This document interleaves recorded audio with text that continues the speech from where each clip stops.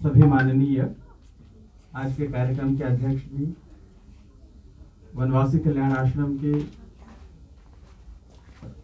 वरिष्ठ प्रचारक और आज के कार्यक्रम के मुख्य वक्ता माननीय सुरेश राव कुलकर्णी जी, वनवासी कल्याण आश्रम दिल्ली प्रांत के माननीय सचिव श्री अजय शुक्ल जी और वनवासी कल्याण आश्रम दिल्ली प्रांत के उपाध्यक्ष श्री रघुनंदन जी, और साथ में मैं देख रहा हूं कि हमारे श्यामलाल महाविद्यालय के हमारे वरिष्ठ शिक्षक, हमारे मार्गदर्शक श्री डॉक्टर वीरेंद्र जग्गी सर उपस्थित है, डॉक्टर त्रिवेणी बाथम मैम उपस्थित है, मनीष कुमार सर भी है और बाकी सारे हमारे शिक्षक भी उपस्थित है और हमारे सभी कार्यकर्ता भाई बहन, मेरे छात्र, श्यामलाल महाविद्यालय के सारे छात्र और हमारे जो नरेला छात्रावास के वनवासी कल्याण आश्रम द्वारा संचालित ये जो उत्तर पूर्व से आने वाले बच्चे जो है, जिन्होंने अनेक प्रकार के अपने सांस्कृतिक कार्यक्रम आपके सामने यहाँ पर करके दिखाए, वे सभी और आप सभी यहाँ पर जो उपस्थित हैं, मुझे बहुत खुशी है इस बात की कि हमारा छात्र उसने भगवान बिरसा मुंडा और उनका सारा जो आंदोलन रहा है और उसके पीछे की पृष्ठभूमि क्या थी,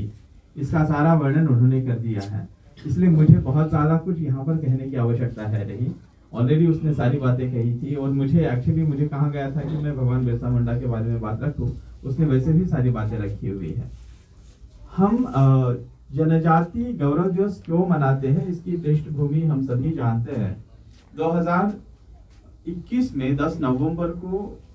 ये वर्तमान सरकार के कैबिनेट ने निर्णय लिया कि भारत के सभी समुदायों के अपने आदर्श हैं, अपने मानबिंदु हैं, और हम अगर देखें भारत में ये तो 3 परंपराएं हैं या 3 सभ्यताएं हैं। नगरों की सभ्यता जिसको हम सिविलाइजेशन कहते हैं, तो ये जो अर्बन सिविलाइजेशन, ग्रामीण सभ्यता जो विलेज सिविलाइजेशन है, और जो वनों की सभ्यता जो फॉरेस्ट सिविलाइजेशन है, ये तीनों भी सिविलाइजेशंस पैरेलली चलती रही है। इसलिए अगर हम देखें तो इसके कई प्रमाण हमारे वेद, उपनिषद, पुराण, महाभारत और रामायण इन ग्रंथों में भी पाए जाते हैं। भगवान श्री राम के बारे में हम कहते हैं कि माता शबरी और निषाद के साथ उनका मिलना हुआ और जनजाति नायकों के सानिध्य में ही वे भगवान श्री राम बने। उसके पूर्व में राजपुत्र राम थे वे, और इस प्रकार से महाभारत में भी ऐसे कई आख्यान दिखाई देते हैं। और वर्तमान समय तक भी एक महान सोशियोलॉजिस्ट हुए हैं प्रोफेसर गुर्ये, उन्होंने ट्राइबल कम्युनिटीज पे बहुत गहरा अध्ययन किया और उन्होंने कहा कि चूंकि ये जो वनवासी जो सभ्यता है, वह सभ्यता भारत के अन्य सभ्यताओं की तुलना में अभी भी पिछड़ी है,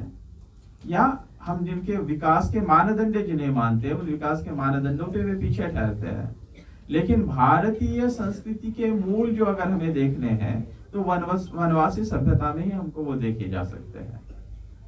इसीलिए हम जो कहते हैं ना कि कौन आदि है सब अनादि है, हम सब भारतवासी है, पुरखे सबके खून एक है, नगर ग्राम वनवासी है।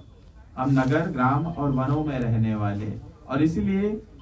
1952 में स्थापित वनवासी कल्याण आश्रम, जिसका वेद वाक्य भी है, तू मैं एक रक्त, तो मैं हम सभी एक ही रक्त है, संस्कृति सबकी एक चिरंतन, सभी की संस्कृति एक ही है। इस भाव को लेकर हमें जो आगे चलने की जो भावना है और सुदृढ़ हो, और ये जनजाति नायक है उनके